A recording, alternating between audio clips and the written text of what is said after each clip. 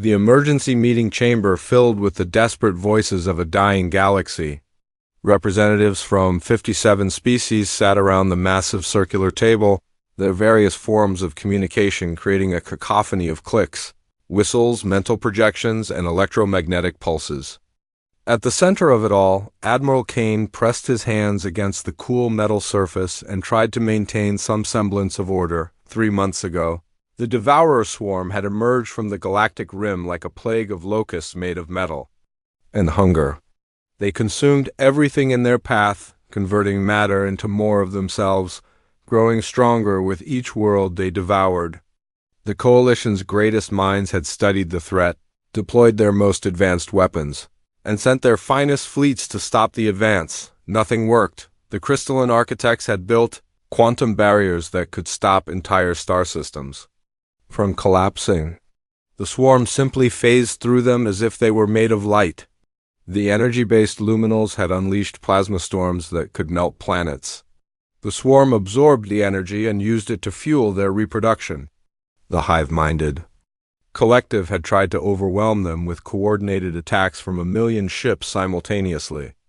The swarm had turned their own coordination against them, subverting their mental networks and making them attack each other. Sector 7 has gone completely dark, reported Commander Thale from the Architect delegation. His crystalline form shimmered with stress patterns that made the air around him vibrate with harmonic frequencies. We lost contact with the Helios system 4 hours ago. That's 12 billion souls gone. The luminal representative, a being of pure energy contained within a specialized containment field, pulsed with angry red light. Our projections show the swarm will reach the core worlds within 6 standard months. At their current rate of expansion, they will have consumed 40% of the galaxy within 2 years. Admiral Kane felt the weight of those numbers settle on his shoulders like a physical burden. 40% of the galaxy. Trillions of lives. Thousands of civilizations that had taken millions of years to develop, all reduced to raw materials. For an enemy that seemed to have no purpose beyond consumption. What about the experimental weapons? Asked the collective speaker, her multiple voices creating an eerie chorus that made several other delegates shiver. The temporal disruptors? The reality anchors? Ineffective, Kane replied, his voice hollow. The swarm adapts to everything we throw at them. They're not just consuming matter and energy. They're consuming information, learning from every engagement. Every weapon we use against them becomes a weapon they can use against us. The chamber fell silent for a moment. Outside the massive windows, the lights of the Capital World Nexus sparkled like stars against the darkness. It was hard to believe that this peaceful scene might be gone within months, converted into another facet of the swarm's endless hunger. There is one option we haven't considered, said a voice from the back of the chamber. All eyes turned to see Director Mills, the human representative, rising from his seat. He was a small man by most species standards, wearing a simple gray uniform that looked almost primitive compared to the advanced materials favored by other delegates. The humans, scoffed the Architect delegate. With respect, Director Mills, your species has been part of the Coalition for barely 2 centuries. Your military capabilities are ... limited. Mills nodded patiently. That's true.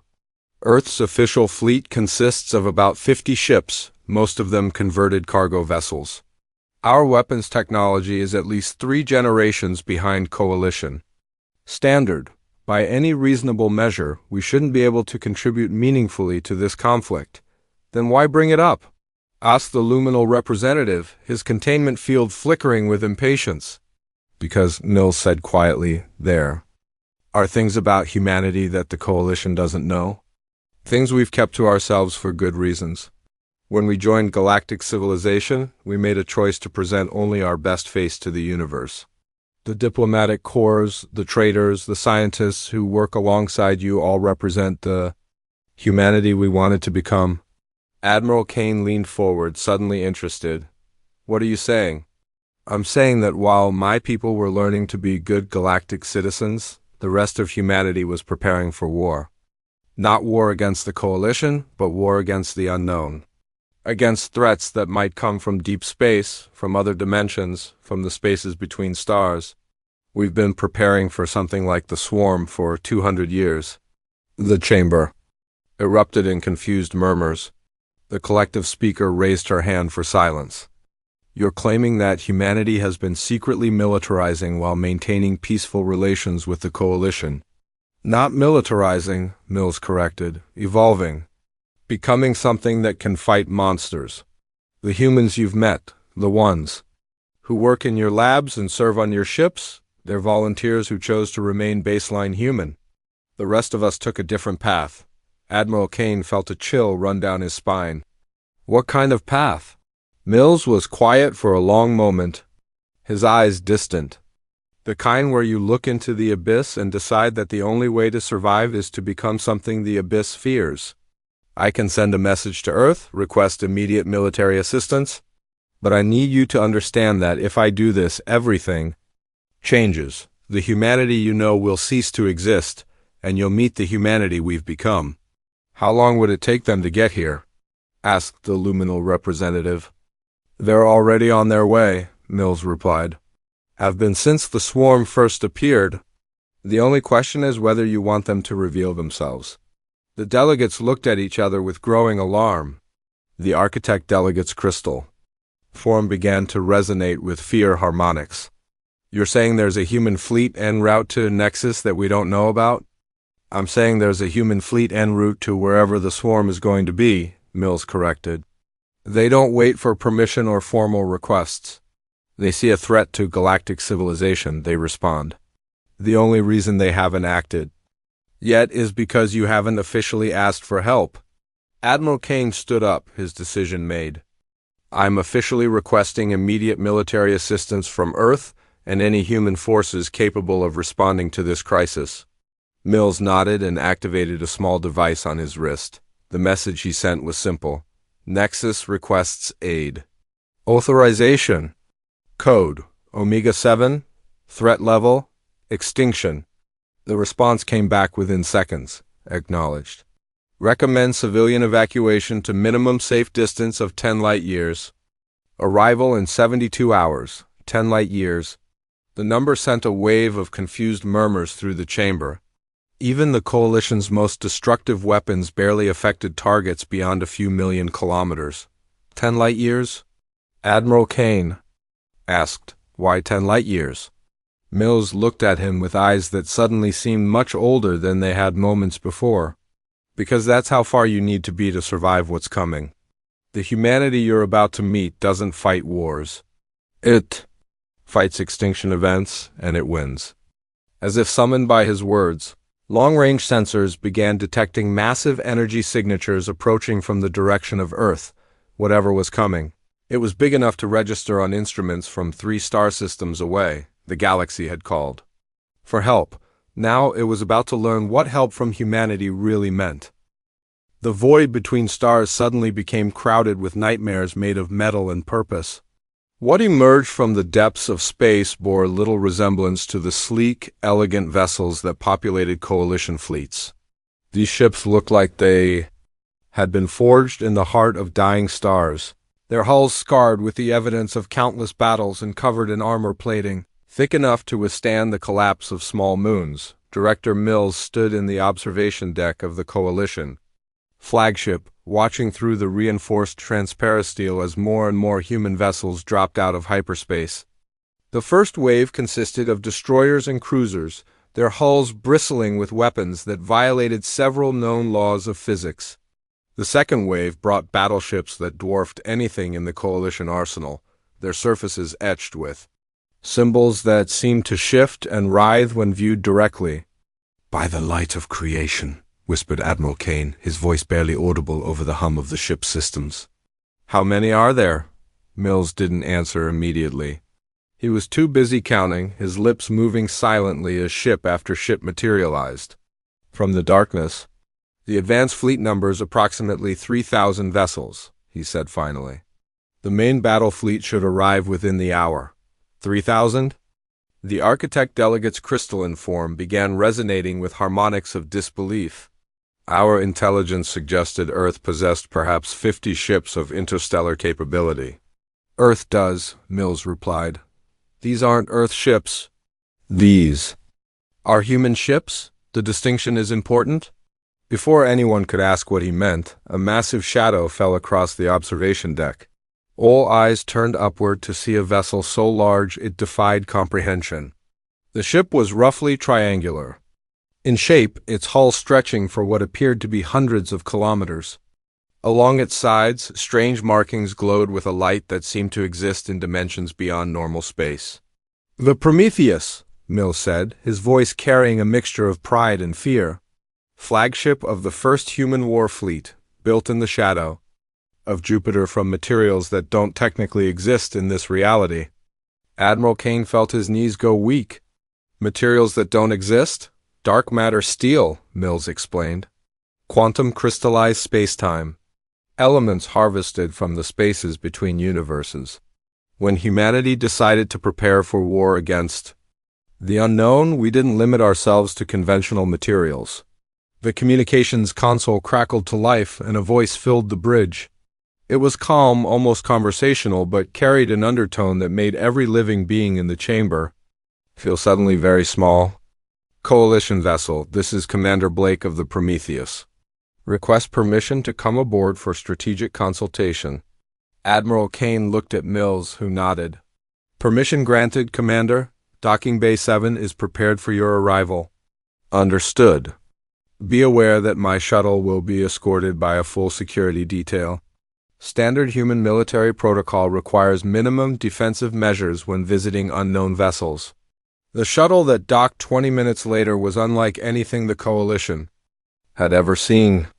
It appeared to be constructed from a single piece of black metal that absorbed light so completely it seemed to exist as a whole in space. The security detail that emerged with Commander Blake consisted of beings that might once have been human, but had been modified beyond easy recognition. They moved with fluid grace, their augmented forms encased in armor that seemed to shift between solid matter and energy. Commander Blake himself was surprisingly mundane in appearance. He was tall, but not exceptionally so, with graying hair and wearing a simple black uniform devoid of decorations. His eyes, however, held depths that spoke of things witnessed that should never have been seen. "Admiral Kane," he said, extending a hand in the traditional human greeting. "Thank you for allowing us to respond to your distress call." Kane shook the offered hand, surprised by how normal it felt. "Commander Blake, I must admit, your fleet is somewhat larger than we expected." Blake's smile was thin. "We've been preparing for this kind of scenario for quite some time. The Devourer swarm represents exactly the sort of threat humanity has been designed to counter." "Designed?" asked the luminal representative, his energy form pulsing with curiosity. "Every species evolves according to the pressures of their environment," Blake explained. "The architects built because structure was necessary for survival. The luminals sought energy because they were energy. The collective networked because isolation meant death. Humanity evolved under different pressures." He gestured toward the viewport, where the human fleet continued to grow as more ships arrived. "We evolved on a world where everything was trying to kill us. Predators, diseases, natural disasters, even the planet itself seemed hostile to our existence. Most species, when they achieve sentience, overcome these fears and grow beyond them. Humanity weaponized them." "What does that mean exactly?" Admiral Kane asked. "It means that when we reached the stars and discovered we weren't alone, we didn't feel relief. We felt terror. Because if the universe was full of life, then the universe was full of things that might want to kill us. So we prepared. We didn't just build ships and weapons, we rebuilt ourselves." As if to emphasize his point, one of Blake's guards stepped forward. What had appeared to be a modified human was revealed to be something far more alien. The figure's helmet retracted, revealing a face that existed in a constant state of flux, features shifting between different states of matter. "This is Lieutenant Ghost," Blake said calmly. "She volunteered for quantum consciousness transfer 3 years ago. Her awareness exists partially outside normal spacetime. allowing her to perceive threats that exist in dimensions beyond conventional reality. The Coalition delegates stared in horrified fascination. Ghost's form seemed to flicker between solid matter and something that might have been living shadow. When she spoke, her voice came from several different directions at once. The swarm approaches from 7 vectors simultaneously, she reported. They have consumed the matter of 4 solar systems in the past 72 hours.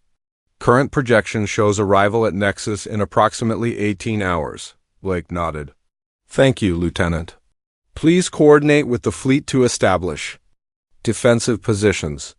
As Ghost's form dissolved into particles of light and reformed near the communications console, Admiral Kane found his voice. Commander, I need to ask. The human representatives who work alongside us in the Coalition, the diplomats and scientists. Are they like you? They're volunteers, Blake replied. People who chose to remain baseline human in order to interact with galactic civilization. They represent the humanity we were before we decided to become something else. They're genuinely unaware of the full extent of our transformation. And what exactly have you transformed into? Blake's expression grew distant. Something that can fight the darkness between stars and win. Something that can look at threats like the Devourer swarm and not feel fear, but anticipation. Something that the universe's nightmares will learn to fear. The lights in the chamber suddenly dimmed, and every sensor on the ship began screaming warnings. Through the viewport, space itself seemed to ripple as something massive approached from the outer system. The swarm, whispered the collective. Representative, Blake's smile was terrible to behold. Good, we were getting bored waiting for them. He activated a device on his wrist, and his voice was broadcast to every ship in the human fleet. All vessels, this is Prometheus Actual. The enemy has arrived. Remember your training. Remember what we are, remember why we exist. The response came back as a chorus of voices from 3,000 ships, to make the darkness fear us. As the first tendrils of the Devourer swarm became visible against the stars, the human fleet began to move. Their ships didn't advance in neat formations like coalition vessels. They moved like predators, each one seeking the optimal position to inflict maximum damage on prey that had no idea what was coming for them. The galaxy was about to discover what humanity had become while it wasn't looking. The Devourer swarm arrived like a living storm of metal and malevolence. Millions of biomechanical entities, each the size of a small moon, moved through space with the fluid grace of predators that had never known defeat. They had consumed the matter of 100 worlds, incorporated the technologies of a dozen species, and their collective intelligence radiated a hunger that seemed to darken the very stars around them. The Coalition's remaining defense fleet met them at the edge of the Nexus system, their weapons painting the void with brilliant displays of destructive energy. Plasma cannons that could vaporize asteroids discharged their fury at the approaching swarm. Quantum torpedoes that existed in 7 dimensions simultaneously streaked toward their targets.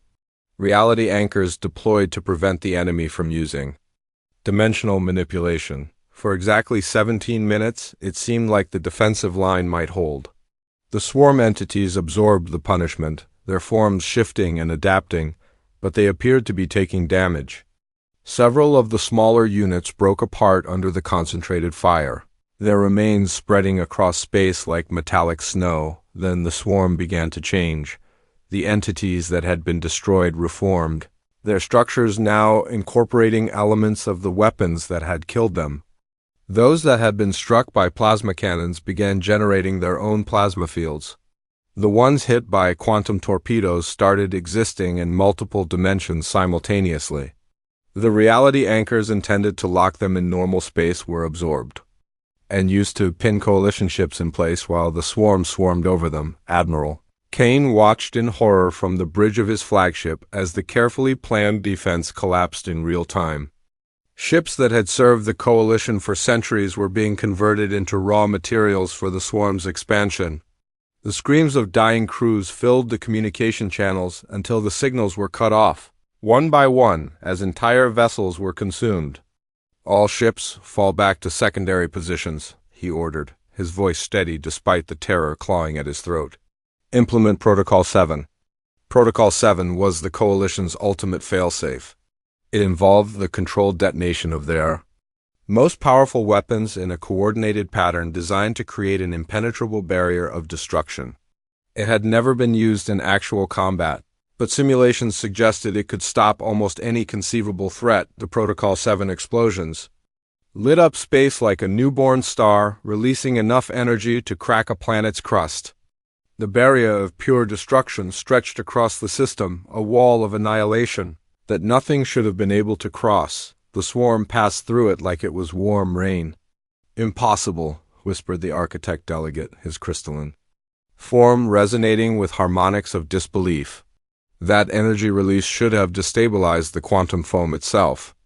"They're not just adapting to our weapons," said Commander Blake, his voice calm despite the chaos around them. "They're adapting to the fundamental forces we're using. Energy, matter, even space-time itself. They're becoming immune to the universe." The human fleet had remained stationary during the Coalition's desperate defense, their ships arranged in formations that defied conventional military doctrine.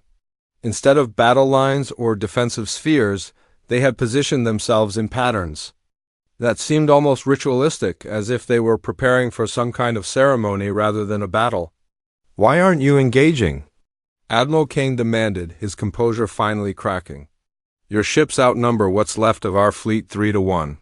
"Because," Blake replied, his eyes reflecting the light of distant explosions, "we're not fighting the same war you are. You're trying to destroy the swarm, we're trying to make it wish it had never existed." He activated his communication system, and his voice was broadcast to every human vessel in the system. "All ships, begin the awakening protocol. Release the locks on Containment Bays Alpha through Omega. Deploy all Category 5 assets. Authorization, Nightmare 777. What happened next defied every law of physics that the Coalition thought they understood. The human ships began to change, their hulls opening like flowers to reveal interiors that seemed to extend far beyond the vessel's physical dimensions. From these impossible spaces emerged things that had no names in any galactic language. The destroyer Cerberus released clouds of what appeared to be black smoke, but Admiral Kane's sensors screamed warnings about quantum coherence failures wherever the substance touched. The smoke didn't just consume matter. It consumed the very concept of existence, leaving holes in space-time that radiated a cold that had nothing to do with temperature. The cruiser Wendigo opened its bay doors to reveal a swarm of entities that existed partially outside normal dimensions. They moved through space by folding reality around themselves, phasing through the swarm's defenses to attack from angles that didn't exist in conventional geometry. Where they touched the enemy, the biomechanical forms began to unravel not into component parts, but into component ideas. From the battleship Leviathan came weapons that utilized forces beyond the fundamental four. Beams of concentrated entropy aged entire sections of the swarm into cosmic dust in microseconds. Missiles that contained trapped fragments of the Big Bang exploded not with force, but with the creative energy of universe formation, rewriting the local laws of physics to make the swarm's existence impossible. But it was the Prometheus that deployed the most terrifying weapon of all. The massive flagship opened what appeared to be a single bay door, but from it emerged something that made hardened military personnel weep with terror. It was a sphere of perfect darkness, roughly the size of a space station, and it radiated and presence that seemed to reach across space and time to touch the minds of every living being in the system. "What is that thing?" Admiral Kane gasped, his hands shaking as he gripped the command console. "We call it the Morning Star," Blake replied, his voice carrying a weight that made the air itself seem heavy. "It's a weaponized concept. The idea of loss given physical form. It doesn't destroy its targets.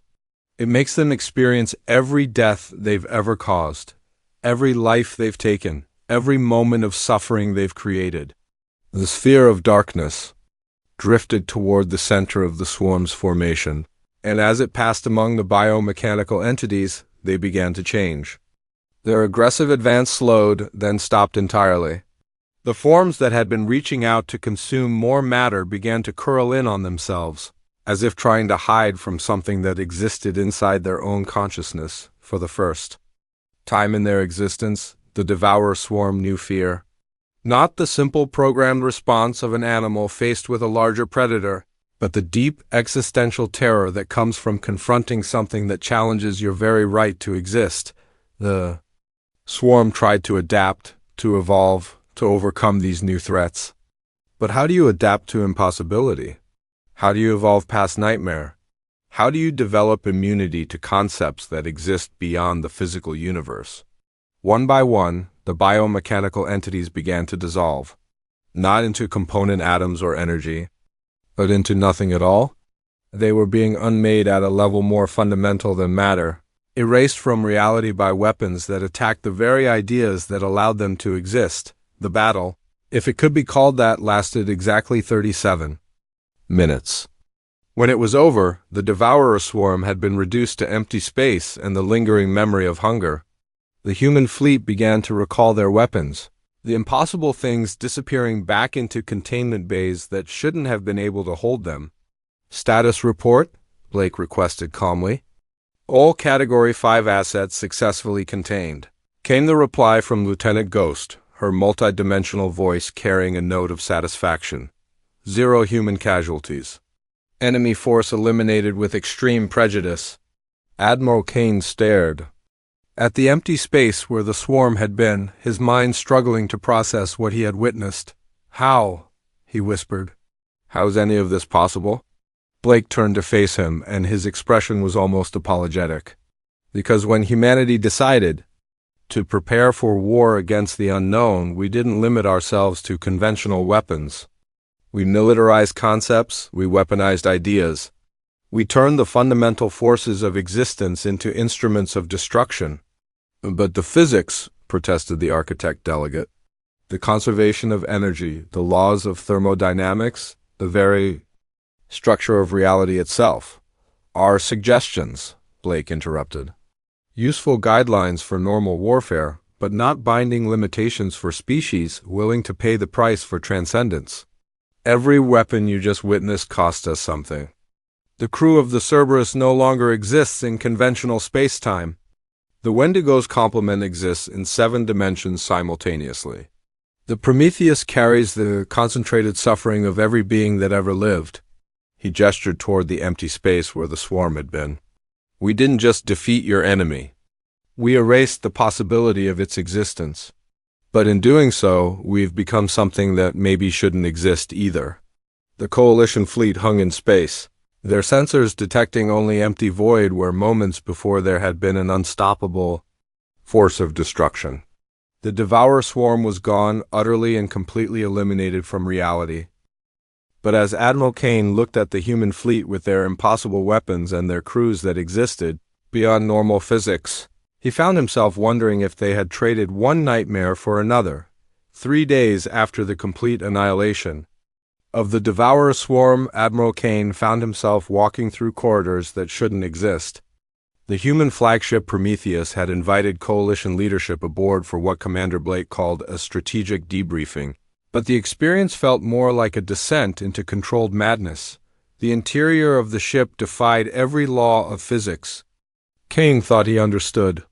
Corridors stretched for kilometers inside a vessel that sensor readings indicated was only a few hundred meters in length. Doorways opened into chambers that existed in curved space-time, their walls displaying charts of galaxies that hadn't been born yet. The crew members he encountered moved with the fluid grace of beings who existed in more dimensions than normal space allowed. "The ship is bigger on the inside," explained Lieutenant Ghost, her multidimensional form flickering between states of matter as she led the group through the maze of impossible architecture. "We stopped limiting ourselves to 3-dimensional construction about 50 years ago. It's amazing what you can build when you're not constrained by conventional geometry." The architect delegate's crystalline form resonated with harmonics of distress. "This violates fundamental principles of spatial relationship.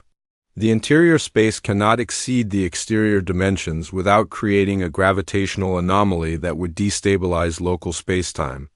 It would, Ghost agreed cheerfully, if we were still bound by local space-time. But we're not. The Prometheus exists in 17 dimensions simultaneously. What you're seeing is just the three-dimensional shadow of something much larger. They finally reached what appeared to be a conference room, though the walls seemed to extend infinitely in all directions. Commander Blake was waiting for them, standing before a display that showed real-time images of the Nexus system. The space where the swarm had been was completely empty, not even cosmic dust remaining to mark their passage. "Please sit," Blake said, gesturing to chairs that materialized from nowhere. "I know you have questions about what you witnessed. I'll try to answer them as honestly as I can." Admiral Kane took a seat that felt surprisingly normal despite its impossible origins. "Commander, I need to understand what humanity has become. The weapons you deployed, the modifications to your crews, the technology that shouldn't exist. How is any of this possible?" Blake was quiet for a long moment, his eyes distant. "Do you know what the first human said when we made contact with galactic civilization 2 centuries ago?" "According to the historical records, Ambassador Torres said, 'We come in peace, seeking knowledge and friendship,'" replied the luminal representative. "That's what he said in public," Blake corrected. "But his private message to Earth was quite different. He said, 'We are not alone, and we are not safe. Begin preparations immediately, because you see, while Ambassador Torres was shaking hands and signing treaties, his security detail was cataloging every species they encountered as potential threats.' The weight of that revelation settled on the coalition delegates like a physical presence. 'You've been preparing for war against us?' asked the collective representative, her multiple voices creating an eerie harmony of suspicion. 'Not against you specifically,' Blake replied. 'Against the universe. Against the possibility that something out there might want to destroy us. Against the chance that galactic civilization might not be the peaceful democracy it appeared to be. Against threats that hadn't even been discovered yet.'" He activated the display, and images began cycling through various human facilities scattered across the galaxy. "While our diplomatic corps was learning your languages and customs, our scientists were studying your technologies for weaknesses. While our traders were establishing commercial relationships, our military was developing weapons that could counter every known form of warfare. While our colonists were settling peaceful worlds, our engineers were building shipyards in the spaces between stars." The images showed massive construction facilities hidden in asteroid fields, research stations tucked into the gravitational shadows of black holes, and fleets of ships moving through hyperspace routes that the Coalition had never discovered. The scale of the operation was staggering. "How did you hide all of this?" Admiral Kane asked, his voice barely above a whisper. "By becoming something that exists beyond normal observation," Blake replied. "The humans you've worked with for 2 centuries, the diplomats and scientists and traders, they're real. They're genuine representatives of what humanity was before we decided to evolve. But they're also a carefully maintained facade." Lieutenant Ghost stepped forward, her form stabilizing into something approximating human shape. "The baseline humans who work in Coalition space are volunteers who chose to remain unmodified. They interact with galactic civilization exactly as they would have if humanity had never decided to prepare for war. They're genuinely unaware of the full extent of our transformation." "But why?" asked the architect delegate. "Why maintain the deception for so long?" Blake's expression grew grave. "Because we needed to know if the galaxy was truly peaceful, or if it was simply peaceful because no one had given it a reason to be otherwise. We needed to understand whether the Coalition was a genuine alliance of equals or a hierarchy maintained through force. We needed to learn if galactic civilization could be trusted." "And what did you conclude?" Admiral Kane asked, though part of him dreaded the answer. "That the Coalition is genuinely peaceful," Blake replied. "Your response to the swarm proved that. You could have used the crisis to consolidate power, to eliminate rival species, to establish military dominance. Instead, you exhausted your resources trying to protect everyone, including species that had never contributed significantly to your defense. You called for help only when you had no other choice, and you accepted that help even when it came from a species you considered militarily insignificant. The relief that washed over the coalition delegates was palpable. "Then why reveal the truth now?" asked the luminal representative. "Because," Blake said, his voice carrying a weight that made the air itself seem heavy, "the swarm wasn't the only threat out there. It was just the first one to make itself known. Our long-range sensors have detected at least 17 other anomalies moving through the galaxy. The entropy makers in the Cygnus arm, the void touched in the galactic core, the hunger that exists in the spaces between dimensions." He manipulated the display, showing threat assessments for entities that defied comprehension. Each of these represents an extinction-level threat to galactic civilization. The swarm was actually one of the less dangerous ones. It was physical, it was comprehensible, it followed rules that could be understood and countered. The others are not so accommodating. "What do you mean?" Admiral Kane asked, though he was beginning to suspect he didn't want to know. "The entropy makers don't just destroy matter," Blake explained. "They destroy the concept of order itself. The void touched don't consume worlds. They convince reality that those worlds never existed. The hunger doesn't feed on physical substances. It feeds on the possibility of existence, leaving behind not empty space but absolute nothingness." Lieutenant Ghost's form flickered with what might have been nervousness. "We've been tracking these entities for decades, preparing specific countermeasures for each one. But every time we develop a weapon capable of fighting them, we become a little less human, a little more like them." "What do you mean?" asked the collective representative. Blake gestured to the impossible architecture around them. "To fight the entropy makers, we had to weaponize order itself. The crew of the Cerberus volunteered to have their consciousness scattered across multiple timelines so they could coordinate attacks across the past, present, and future simultaneously. To counter the void touched, we had to create soldiers who exist in 17 dimensions at once, beings who can maintain their identity even when reality forgets they ever existed. And to fight the hunger," Ghost added, her voice carrying harmonics of regret, "we had to create weapons that feed on the fundamental forces of existence. The morning star you saw doesn't just cause suffering. It is suffering given form and purpose.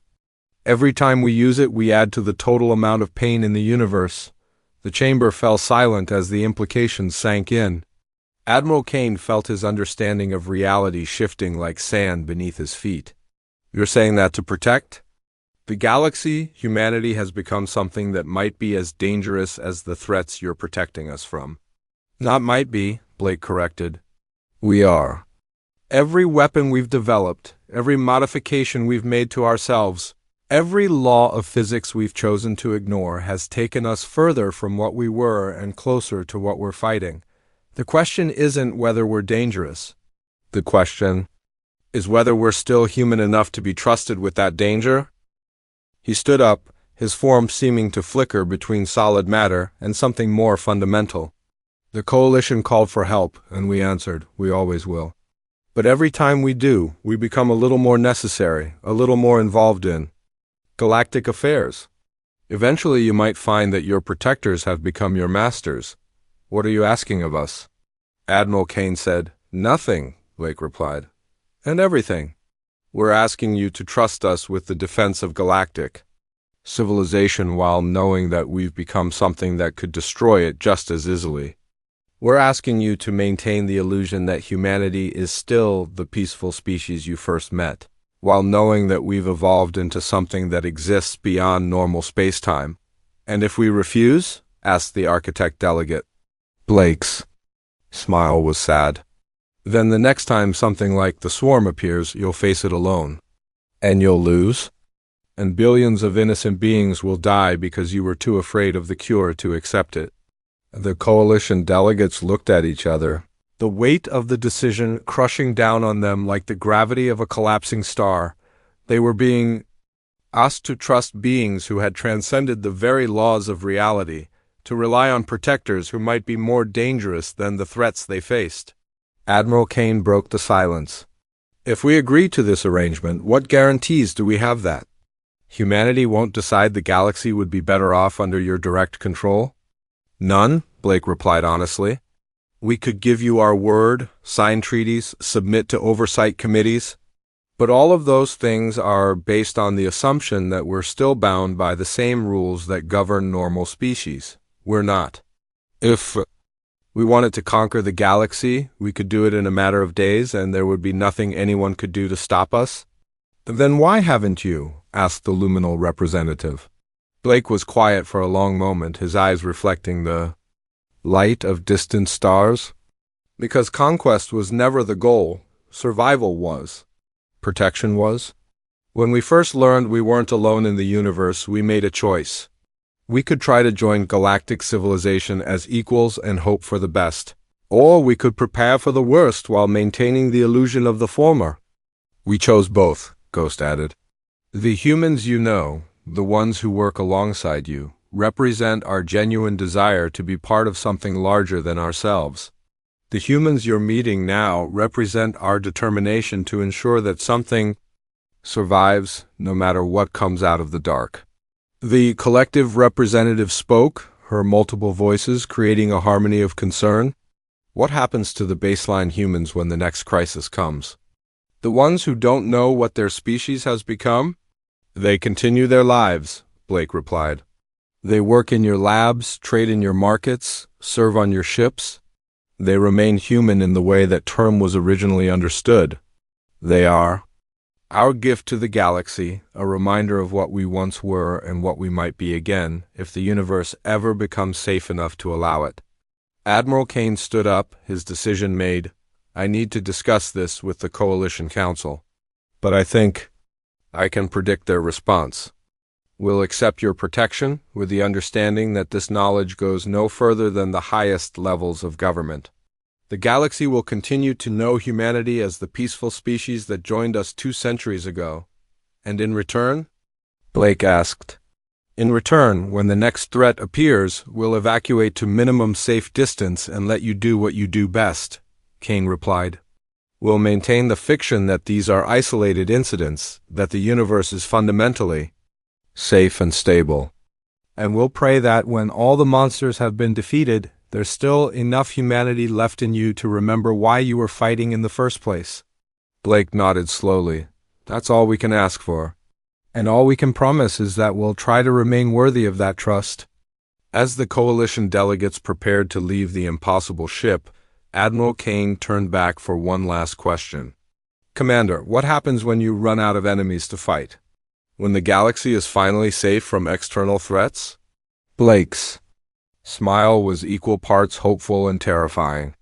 Then we'll have to decide whether the greatest threat to galactic civilization is the monsters that come from the dark, or the monsters we became to fight them. Asterisk 6 months after the Devourer Swarm's complete erasure from existence, the galaxy had settled into an uneasy new normal.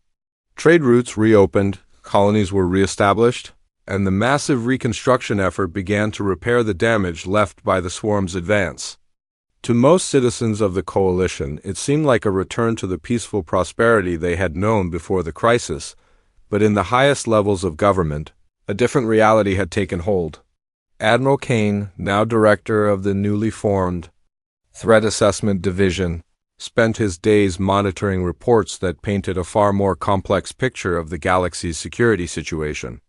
His office, located in the deepest levels of the Coalition's headquarters on Nexus, was filled with classified files that would have terrified the general population.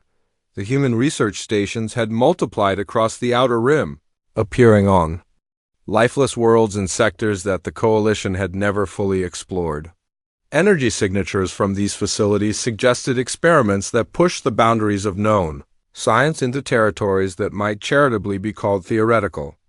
When Coalition survey teams investigated, they found nothing but empty planets and the persistent feeling that they were being observed by something that existed just outside the normal range of perception. Report from the Cygnus Arm, announced his aide, Lieutenant Vale, as she placed another stack of classified documents on his desk. The entropy makers have begun stirring again. 3 star systems have reported spontaneous failures in the fundamental forces that hold matter together. Kane rubbed his temples, feeling the familiar weight of knowledge that couldn't be shared. Any word from the human response teams? Commander Blake transmitted a brief message yesterday, Vale replied. Quote, "We're aware. Containment teams are en route. Recommend civilian evacuation to minimum safe distance of 15 light-years, end quote. 15 light-years. The number had grown from the original 10, suggesting that whatever methods humanity was developing to fight these cosmic horrors were becoming increasingly destructive. Kane had stopped asking for details about human military operations after receiving a report that described weapons which attacked the concept of existence itself. Have the evacuation orders been issued? He asked. Yes, sir. We're using the standard cover story about solar instability requiring temporary relocation. The populations are being moved to emergency housing in the Centaurus sector. It was the same lie they had told 17 times in the past 6 months. Solar instability, quantum fluctuations, gravitational anomalies, anything to explain why? Entire star systems needed to be evacuated on short notice. The citizens of the coalition had begun to grumble about the frequency of these emergencies, but they complied because the alternative was to learn that their galaxy was under constant assault by forces that existed beyond the normal laws of physics. A soft chime indicated an incoming priority transmission. Kane activated his secure communications array, and Director Mills appeared as a hologram in the center of the room. The baseline human looked tired, his usually neat appearance showing signs of strain. Director Kane, Mills said, his voice carrying a weariness that seemed to have settled into his bones. I'm calling to inform you that the situation in the void sector has been resolved. The null entities have been contained, and reality has been restored to normal parameters. Casualties? Kane asked, though he already suspected the answer. None. Among coalition forces, Mills replied. The human containment team, well, they successfully completed their mission. The details are classified at levels above my clearance. It was always the same. The human response teams would arrive, engage threats that defied description, and emerge victorious at costs that couldn't be measured in conventional terms. Each victory came with the knowledge that the people who had won it were becoming less recognizably human with each battle. There's something else, Mills continued, his expression growing even more grave. We've detected signs of activity from the deep sleepers in the galactic core. They've been dormant for millions of years, but recent events seem to have attracted their attention. Kane felt his blood turn to ice. The deep sleepers were legendary even among the cosmic horrors that threatened galactic civilization. Ancient beings that predated most stars, they were said to possess power that made other entities look like microorganisms by comparison. How long do we have? He asked.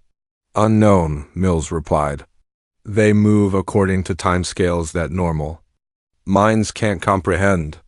They might emerge tomorrow, or they might sleep for another 1,000,000 years. But when they do wake up, they'll reshape the galaxy according to their incomprehensible desires. And humanity's response? Mills was quiet for a long moment. We're preparing. But this level of threat requires methods that even we haven't attempted before. If we succeed in stopping the deep sleepers, there might not be anything recognizably human left of us afterward. The transmission ended, leaving Kane alone with the weight of cosmic responsibility. He looked out through the reinforced windows of his office at the peaceful cityscape of Nexus, where millions of beings went about their daily lives in blissful ignorance of the horrors that threatened them from the spaces between stars. His personal communicator buzzed with an incoming message from his daughter, a junior researcher working on a coalition science vessel. She was complaining about the latest evacuation order, wondering why the government kept moving people around for what seemed like minor astronomical anomalies. She had no idea that her father spent his days coordinating humanity's war against nightmares that existed beyond normal reality. Kane composed a brief reply, assuring her that the evacuations were necessary for public safety and that normal operations would resume soon. It was a lie, of course. Normal operations would never resume because normal no longer existed. The galaxy had become a battleground between forces that most minds couldn't comprehend, and the only thing standing between civilization and extinction was a species that had transformed itself into something equally incomprehensible. A new report appeared on his desk, stamped with security classifications that restricted access to fewer than a dozen individuals in the entire galaxy. The human fleet had engaged an entity called the Reality Eater near the edge of Coalition. Space. The battle had lasted 3 minutes and 17 seconds. When it was over, the threat had been eliminated, but the local spacetime had been so severely damaged that the area was now classified as permanently uninhabitable. The report included a single image from the battlefield. It showed human ships that seemed to exist in multiple dimensions simultaneously, deploying weapons that created tears in the fabric of existence itself. The crews of those vessels, according to the technical specifications, no longer possessed individual consciousness, but instead existed as part of a collective intelligence that spanned multiple realities. Kane closed the file and locked it. Away with all the others. Tomorrow, there would be new reports, new threats, new victories that came at costs that couldn't be calculated in any normal terms. The galaxy would continue to function, its citizens living their lives in the false peace that humanity's transformation had purchased for them. But sometimes, in the quiet moments between crises, Kang found himself wondering whether they had saved galactic civilization or simply replaced one form of extinction with another. The monsters that came from the dark were gone, defeated by monsters that humanity had created from itself. The galaxy was safe. The question that haunted him was whether safety had been worth the price of knowing that their protectors had become something that might be worse than any threat they had ever faced. Outside his window, the lights of Nexus sparkled like stars against the darkness. And somewhere in that darkness, humanity's monsters continued their eternal vigil, ensuring that the peace would be maintained no matter what horrors emerged from the spaces between realities. They had called for help. Help had come, and the galaxy would never be the same.